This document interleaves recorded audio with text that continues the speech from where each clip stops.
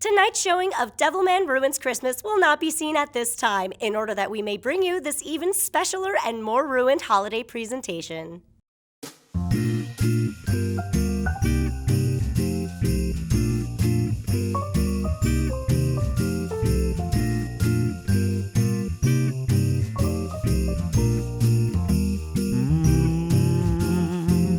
The Yuletides are coming.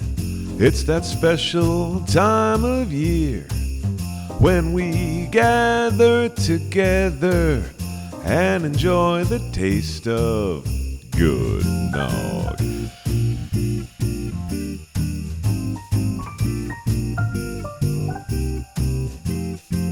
You just can't escape it. It's what the holiday's all about. You simply have to take it, those endless gulps of good nog.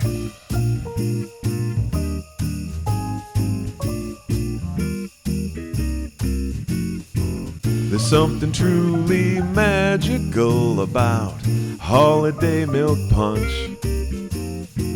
That smooth and creamy beverage will make you want to drink a bunch of good nog.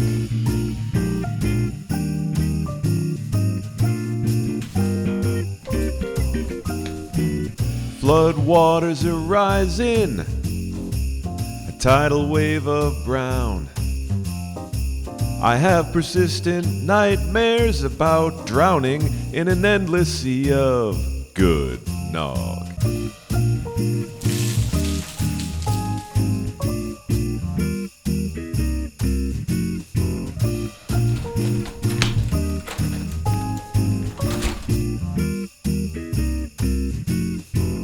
But now the stage is set, the special's about to begin. Let's gather round the Yuletide tree and drink a few gallons of good nog.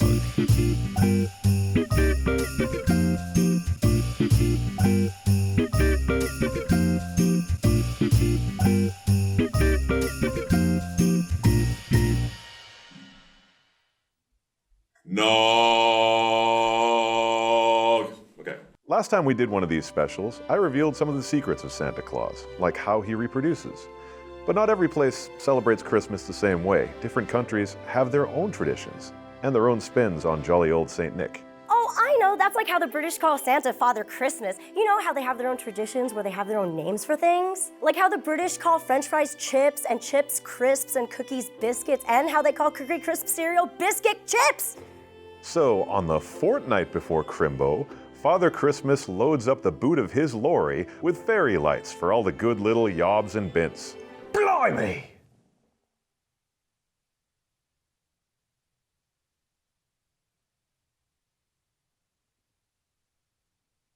In Brazil, they call Santa Bom Velhinho, which means da bomb old man.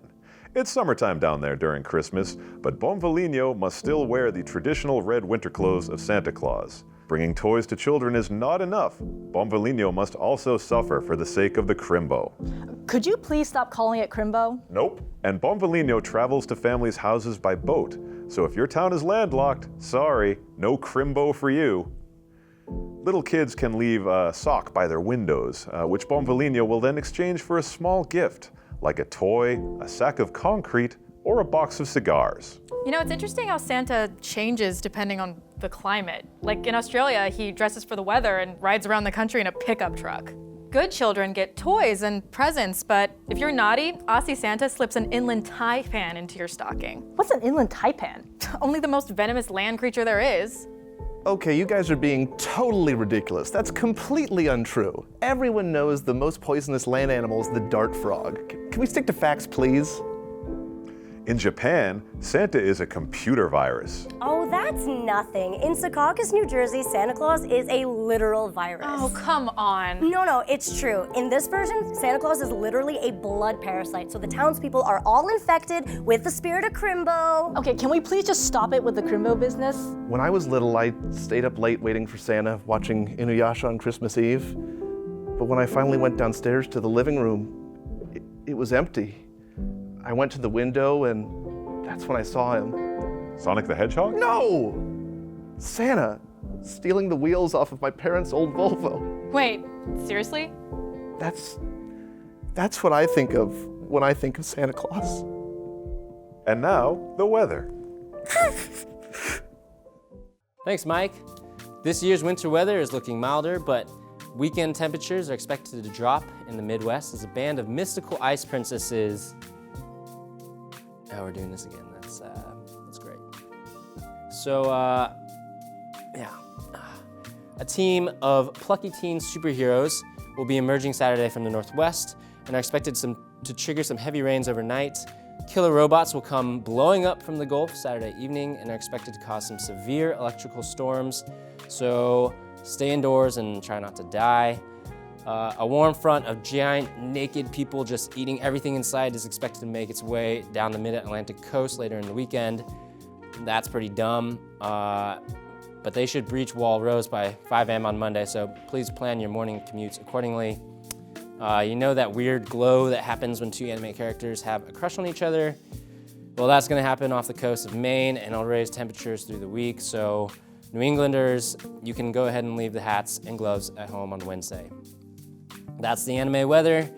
I don't even know why I have a job here. Is it cool if I quit on live TV? I'm done.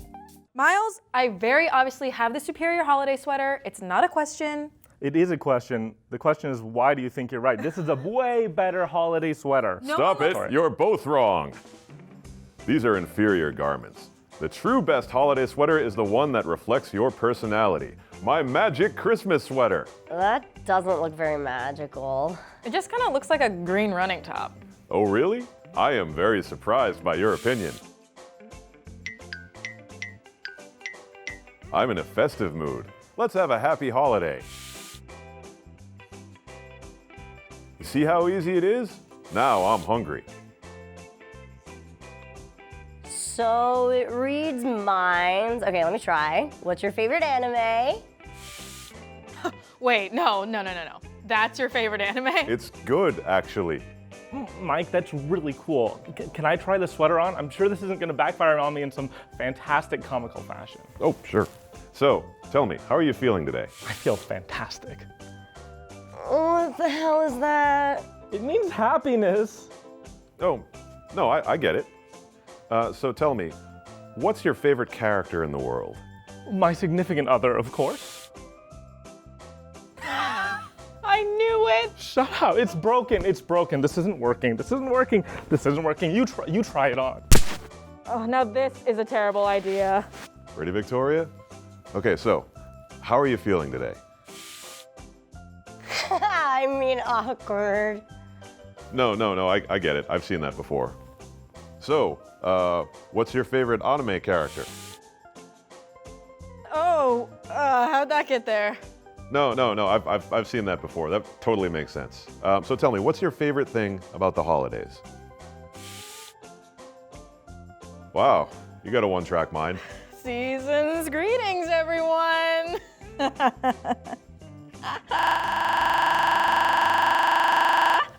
Hey, dude, what's up? I need help. The holidays are coming, and I don't know what to get my friends, my family, or most importantly, myself. You'll find everything you need and more at the Crunchyroll store. Your friend will be so stylin' it hurts with this cool anime t-shirt.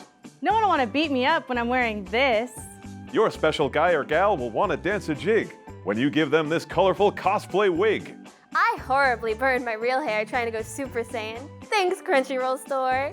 You'll be feeling pretty smug when you drink coffee from this stylish Charmander mug. Yep, that's right. I got a promotion as a direct result of this. Greet your friend with a warm hello and help them chase away their loneliness with this Sailor Mars pillow. Hello doesn't really rhyme with pillow. Hey, shut up! The anime fan in your life will be floored when you present them with this awesome Gintama sword. I'm definitely not afraid of Miles now. Your special family member's love for you will get bigger and bigger when they unwrap this incredible Tsunade figure. I don't think my mom's gonna like this. Take your relationship beyond hanky-panky when you give your sweetie this Crunchyroll Hime blankie. This blanket fills a void in my life. So remember, when you're all shopped out and can't take it anymore, get your friends and family a bunch of anime treasures at the Crunchyroll store.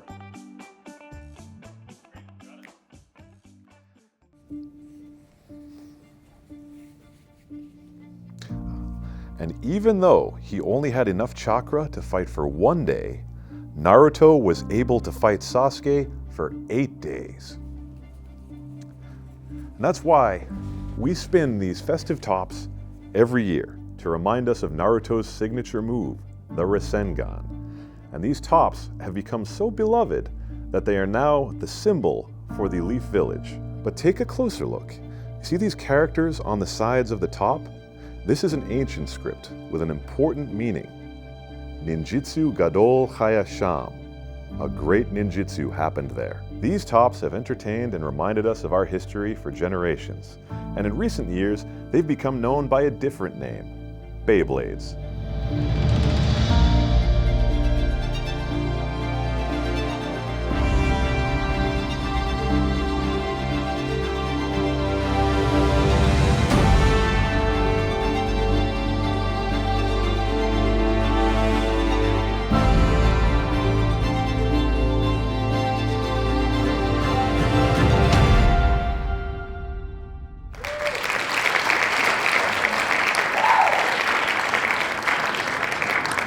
Last time I was on stage at this extremely real place, I posed a question to you.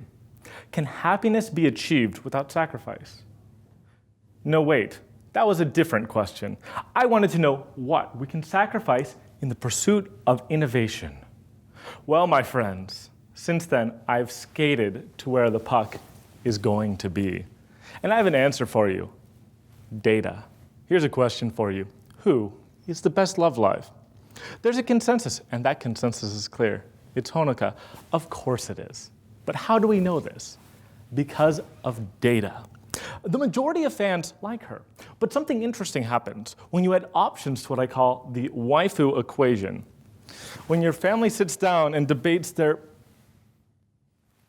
Is this 2 pillows put in a bigger case? This isn't a real body pillow. Get this out of here. What? When your family is sitting down and trying to reach a consensus about who is actually the best girl, they end up with who's actually the second best girl. Because the more options you have, the more chances you pick what you want. You want your first waifu choice. You need to have more data, big data. And hold on. I'm sorry. Now, where was I? And you can see something that wasn't obvious when you only had small data. Big data lets us figure out who is best girl. Definitely not Honoka.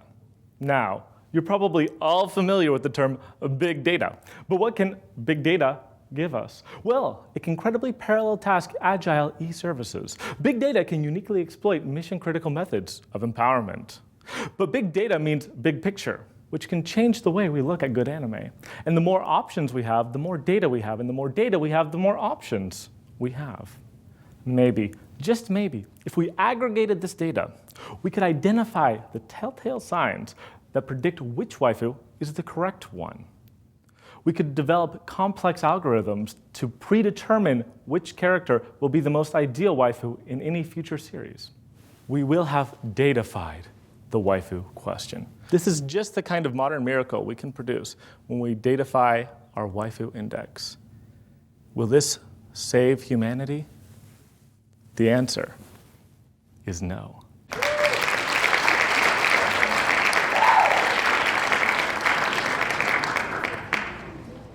Hey folks, thanks for being with us again this Christmas. The holidays are a special time. A time for watching anime, drinking eggnog, spending time with your family and friends, and most importantly, watching anime while drinking eggnog with your family and friends. Now, we've all been through this before, folks, but what I want to do this time is ask you a question. And that question is, what has anime taught you about the holidays? Oh, I know. It's about bringing joy and happiness to underserved folks, like in Miss Kobayashi's Dragon Maid. When they did that Christmas play, it was so fun and sweet. The way that they cheered up all those old folks, they looked so happy. That's what it means. Well, when I think of the holidays, I think more about how, like, sometimes your friends are more of your family than your family are. Like in Sailor Moon. Usagi only pulls through when she has her friends by her side, and even on a lot of the holiday episodes, like, she's with them. She's not with her mom and her brother and her dad. Where are they?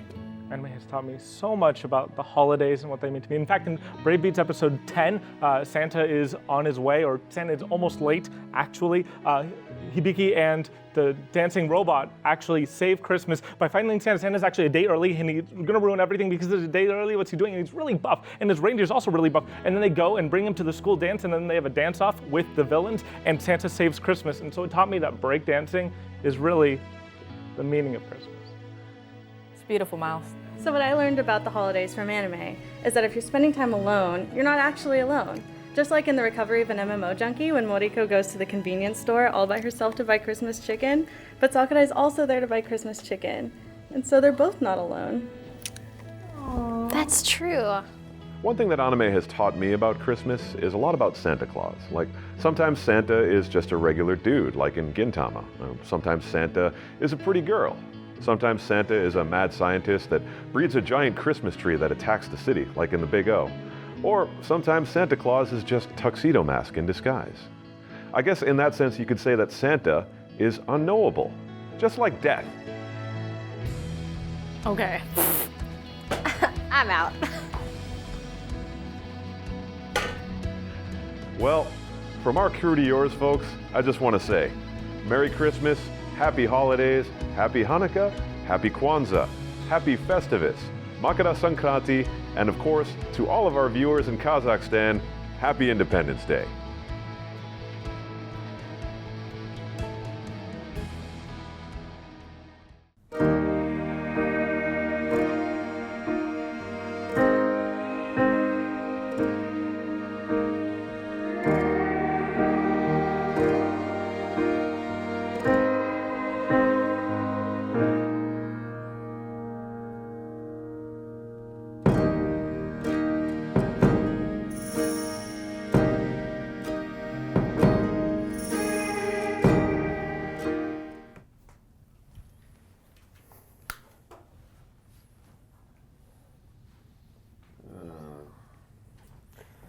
Mike, you gotta get out of here.